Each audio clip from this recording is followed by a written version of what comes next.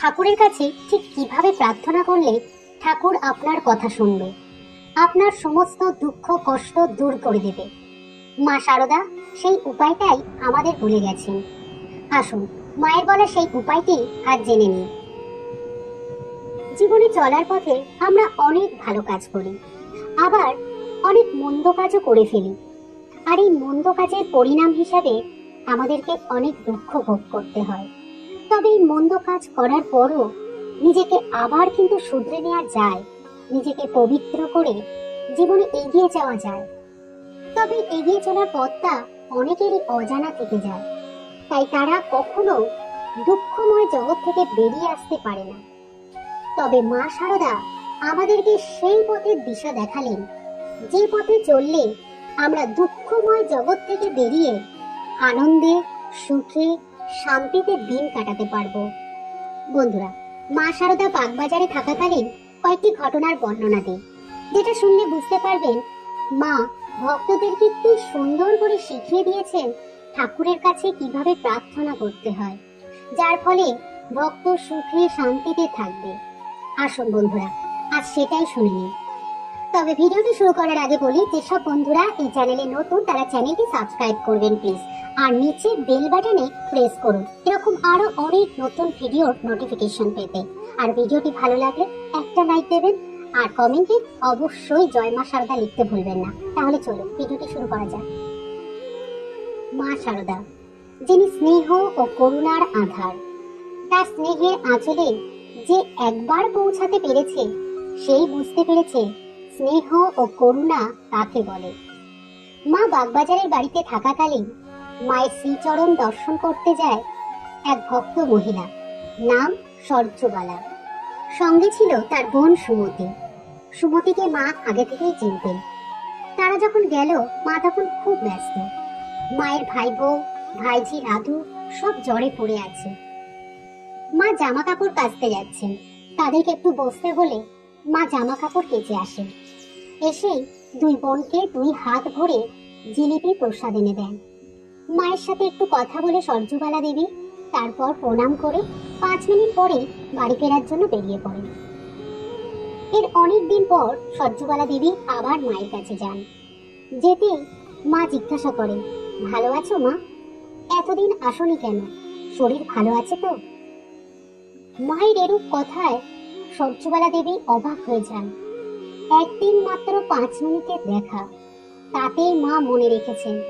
মায়ের এই আহ্বানে চোখে জল এসে গেল সরজুবালা দেবীর। ওই সময় ক্রমে ক্রমে অনেক স্ত্রী ভক্ত মায়ের ওখানে আসতে লাগলেন। ভক্তি বিগলিত চিত্তে সকলেই সরজুবালা দেবী দেখলেন মায়ের সেই হাসি মাখা স্নেহ ভরা মুখখানির দিকে এক দৃষ্টিতে চেয়ে আছেন।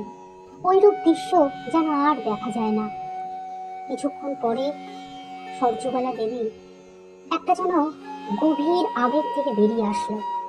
তারপর বাড়ি যাবে বলে উঠল।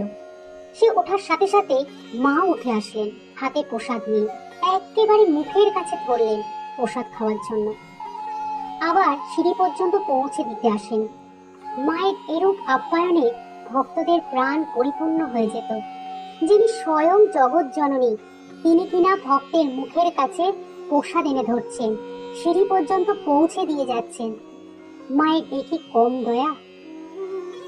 এরপর একদিন সকালে সরজুবালা দেবী মায়ের কাছে দীক্ষা গ্রহণ করতে চান।